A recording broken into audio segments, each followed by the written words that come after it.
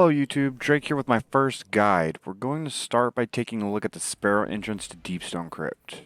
I'm going to begin with the basics briefly for those who choose to watch this video who may have never attempted Deepstone Crypt before, but after I'm going to get right into the path I take on my flawless runs without any description for people who just want a simple and fast guide to follow. So without further ado, let's get right into it. I want to begin with the loadout. I use no exotics or any loadout from Deepstone Crypt you may have not obtained yet. I'd also like to point out I'm rocking the 140 green Sparrow everyone gets from making a new character. You will notice I've sped through a lot of the fluff of the entrance only because there's no info to give in the sections on how to complete it better than anyone else out there, and I don't need to waste anyone's time by doing so. The first mechanic we'll see here shortly is what the community calls heat bubbles. I have a map you can pause on coming up here, and on that map the heat bubbles are represented in purple. On that same map, you will also see a light blue line that represents the preferred path I will be taking. Frostbite is a debuff that outside of a heat bubble will kill you at a stack of 10. Now that you can see I'm here in the heat bubble I mentioned earlier, and if you look around you notice there are 6 pikes here only in game for a challenge called Without a Scratch, which I'll touch on more in a second. Next, you notice I take a second to show you the radius of the landmines that you will find throughout the map, but every path I take avoids them to their fullest. Here I take another second to show you the last thing before we get into the meat of this guide called Transmat. These can be useful in 6-mans to revive people who died, preventing them from being teleported all the way to the beginning. However, their true value I think is in completing the Pike challenge, which requires you to bring all 6 pikes to the final heat bubble in this entrance.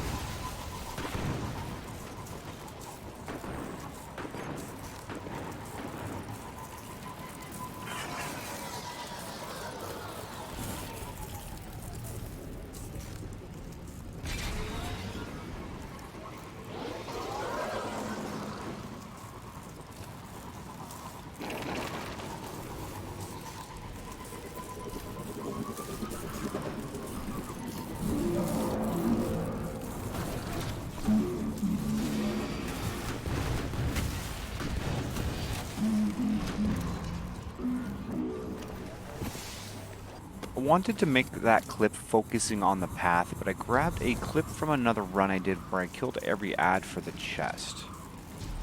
Here you see me show you 2 different paths to take, starting with the faster but more unconventional method. And now I go over the path most everyone takes to grab this chest, but be warned, this chest will only drop loot you've already received from the raid.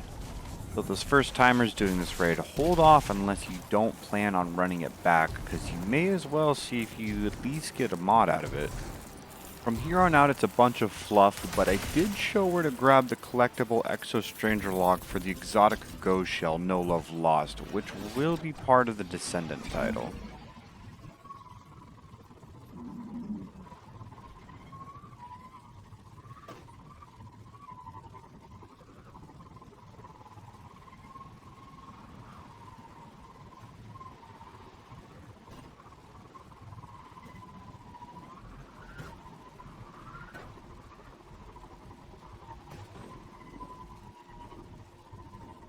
Usually I'd say thank you for sticking around to the end of the video, but this time I'm going to ask you for a favor. This being my first guide, I'm sure I have room to improve, so if you think of something that could have gone better, if you think something worked well, I'd love to hear about it.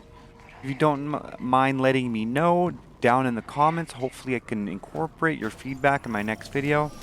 Besides that, hope it helped a ton to have an updated video series for those who want to relax and have fun doing some Deep Stone Crypt.